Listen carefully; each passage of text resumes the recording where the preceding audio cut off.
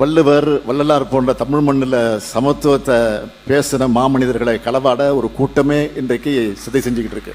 வள்ளுவருக்கு சிலை வைத்தார் கருணாநிதி. வள்ளுவர் கூட்டம்னு வச்சார்.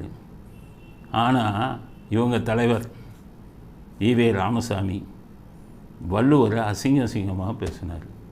தங்கத்தட்டில் வைக்கப்பட்ட மலம்னார். இந்த கூட்டம் பூரா கருப்பு சட்டக்காரன் பூரா அன்னைக்கு வள்ளுவர் அசிங்கமாக பேசினான்.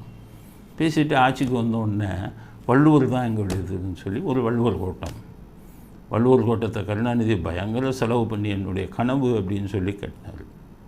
சென்னையில் நுங்கம்பாக்கத்தில் அது லேக் ஏரியா, வெறும் ஏரி இருந்த இடம், அங்கேயே அதை கட்டினார்.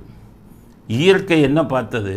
பாவிங்களா, ஒரு காலத்தில் வள்ளுவரை கேவலமாக பேசுனீங்களே, அவர் எழுதின பாட்டை தங்கத்தட்டில் வைக்கப்பட்ட மலம்னு உங்கள் தலைவர் சொன்னார். நீங்கள் அவருக்கு போய் வள்ளுவர் கூட்டம் வச்சு திறக்கலாமா அப்படின்னு இயற்கை என்னாச்சு? கட்டி முடித்தார் கருணாநிதி.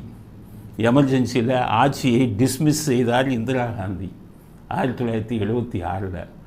திறப்பதற்கு முன்பே கருணாநிதி சிஎம் விட்டு வெளியில் போயிட்டார்.